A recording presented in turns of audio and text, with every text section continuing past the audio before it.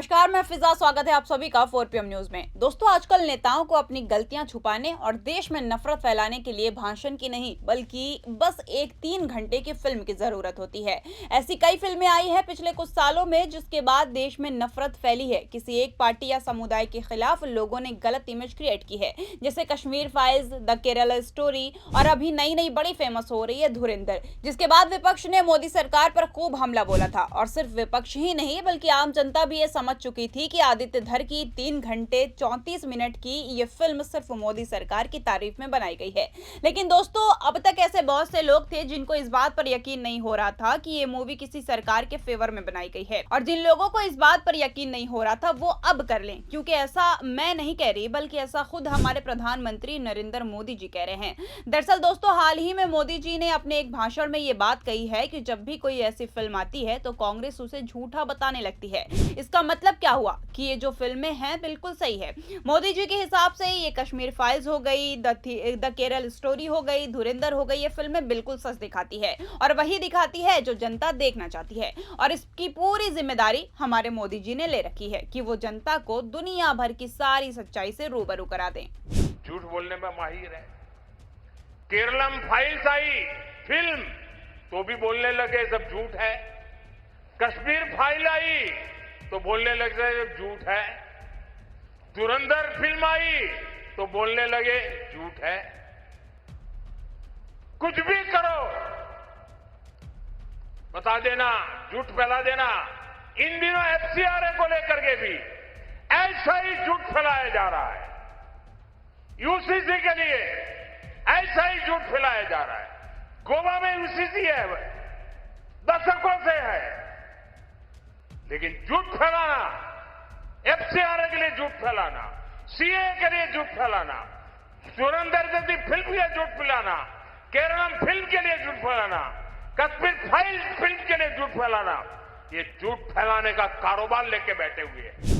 लेकिन दोस्तों, कहानी में ट्विस्ट तब आता है जब मुझे ये पता लगता है कि नरेंद्र मोदी जी अपना ये भाषण कहीं और नहीं बल्कि केरल में खड़े होकर दे रहे हैं। अब जरा ठहर कर सोचिए कि केरल वही राज्य है जहां राजनीतिक माहौल देश के कई अन्य हिस्सों से काफी अलग है। दोस्तों, आज सत्ता की आंखों में आंखें डालकर पत्रकारिता करना मुश्किल हो गया है। हमारे 4 PM नेशनल यूट्यूब और फेसबुक चैनल को, जिसे आपका प्यार और विश्वास हमेशा से मिलता रहा है, उसे बंद करके सरकार ने ये साबित कर दिया है कि वो आपके सवालों से कितना डरती है। मुश्किल दौर है, लेकिन हम न रुके थे और न ही रुकेंगे। हम सच के लिए हमेशा लड़ते रहेंगे।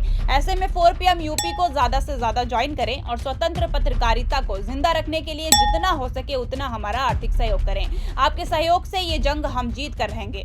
दरअसल केरल एकमात्र ऐसा राज्य माना जाता है जहां बीजेपी की विचारधारा को वैसा समर्थन नहीं मिलता जैसा वो अन्य राज्यों में हासिल करती रहती है। वहां के लोग अक्सर बीजेपी और मोदी जी के राजनीतिक एजेंडे को खुलकर चुनौती देते हैं और अपने वोट के जरिए अलग संदेश देते हैं। और दोस्तों, यही वो राज्य है जहां आज तक बीजेपी अपनी सरकार नहीं बना पाई है। ये तथ्य अपने आप में बहुत बड़ा और बहुत कुछ दिखाता है। आप सभी को याद होगा कि हाल ही में द केरल स्टोरी फिल्म को लेकर भी देश भर में काफी बहस छिड़ी थी। उस समय भी मोदी सरकार की नीतियों और उनके एजेंडे पर कई सवाल उठे थे, लेकिन केरल के लोगों ने जिस तरह से प्रतिक्रिया दी उसने साफ कर दिया कि वहां की जनता हर मुद्दे को अपने तरीके से परखती है और भावनाओं के बजाय तथ्यों के आधार पर फैसला लेती है।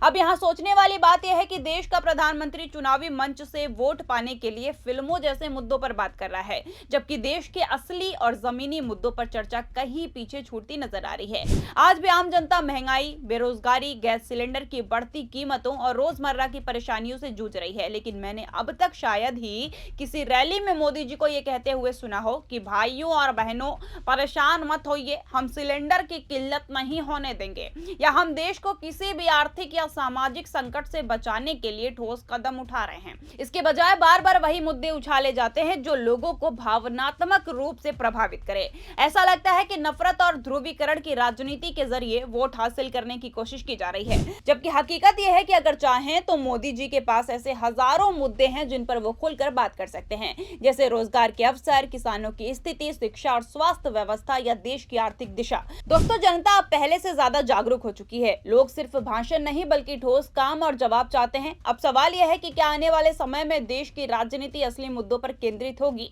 या फिर इसी तरह भावनात्मक और विवादित बहसों के इर्द गिर्द घूमती रहेगी। यही वो बात है जिसका जवाब आज हर नागरिक सुनना चाहता है।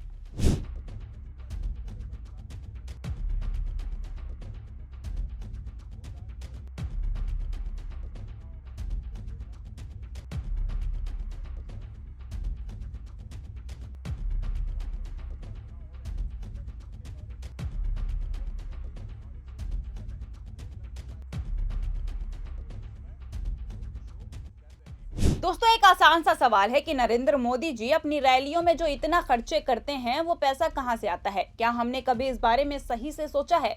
देखिए, चुनाव के समय हर पार्टी रैली करती है और उस पर काफी खर्चा होता है। ये पैसा ज्यादातर पार्टी को मिलने वाले चंदे, डोनेशन से आते हैं। लेकिन लोगों के मन में ये सवाल आना भी बिल्कुल सही है कि आखिर इतना पैसा खर्च क्यों किया जाता है और कैसे किया जाता है। अब बात करते हैं कि सैलरी की, तो प्रधानमंत्री की सैलरी लगभग 1,66,000 होती है। लेकिन जो खर्च हम देखते हैं जैसे कपड़े, यात्रा, सुरक्षा और बड़ी बड़ी रैलियां, ये सब उनकी सैलरी से 10,000 गुना ज्यादा होते हैं।